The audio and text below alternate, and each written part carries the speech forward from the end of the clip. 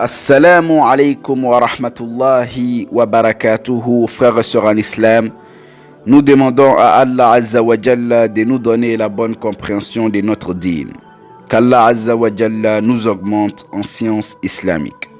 Frères et sœurs en islam, beaucoup parmi nous cherchent les facilités et les permissions des savants, des oustas, des prêcheurs pour conforter leur passion. Les savants citent souvent cette parole connue: celui qui cherche les facilités, entre parenthèses, permission, est un zindique. Le zindique est comme un hypocrite, mais qui proclame ouvertement son hypocrisie. Ici, car il ne cherche plus à suivre la vérité qui se trouve dans le Saint-Coran et la Sunna, mais il cherche ouvertement à suivre l'avis des savants qu'il trouve le plus facile et qui conforte ses passions. En effet, on entend souvent certains dire « il y a divergence » pour se justifier et se conforter dans leurs avis qu'ils ont choisis par intérêt et par passion et non dans le but de suivre la vérité. L'avis de certains savants n'est pas comme une preuve en soi, mais nous devons regarder les preuves du Saint-Coran et de la Sunna que les savants citent comme argument. Ce n'est pas toute divergence qui est considérée. Certains avis sont isolés, marginaux et faibles.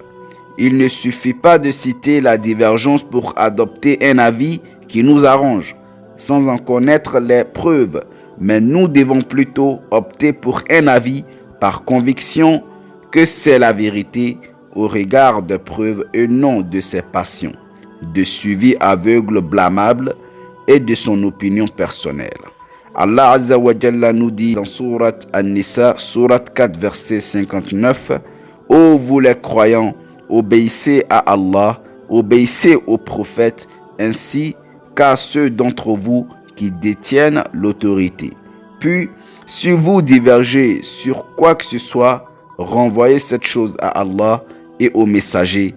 Si vous croyez en Allah et au jour dernier, ce sera bien mieux et de meilleure interprétation. » Allah Azza wa Jalla nous dit encore dans Surat An-Nisa, Surat 4, verset 10, « Et si vous divergez sur quoi que ce soit, alors le jugement de cette chose revient à Allah. » Le prophète sallallahu alayhi wa sallam a dit: « J'ai laissé parmi vous deux choses auxquelles, si vous vous accrochez, vous ne vous égarerez jamais, le livre d'Allah et la sunna de son prophète sallallahu alayhi wa sallam. » Sulayman at-Taymi rahimahullahu a dit: « Si tu prends les permissions ou les facilités de chaque savant, alors tu auras réuni tout le mal en toi. » L'un de nos cheikhs a dit: « Celui qui prend les avis marginaux des savants sort de l'islam. » Ash-Shatibi rahimahullahu a dit: « La personne qui suit dans chaque question les facilités et permissions, ainsi que chaque parole qui concorde avec ses passions, a certes perdu sa religiosité, persisté dans le suivi des passions et s'est détourné de ce qu'Allah Azza wa Jalla lui a ordonné. » Que ton intention soit le suivi de la vérité et la satisfaction d'Allah, frères et sœurs en islam. Que ta balance soit l'épreuve du Saint-Coran et de la Sunna. Ne donne aucune part à tes passions, au suivi aveugle, blâmable et à ton opinion personnelle dénuée de preuves. Ali ibn Abi Talib radiyallahu anhu a dit: « Si la religion était basée sur les opinions, le sillage sur le dessous des chaussettes en cuir aurait été prioritaire sur le dessus. » Rapporté par Abu Daoud. Nous demandons à Allah Azza wa Jalla de nous donner la bonne compréhension de notre dîn.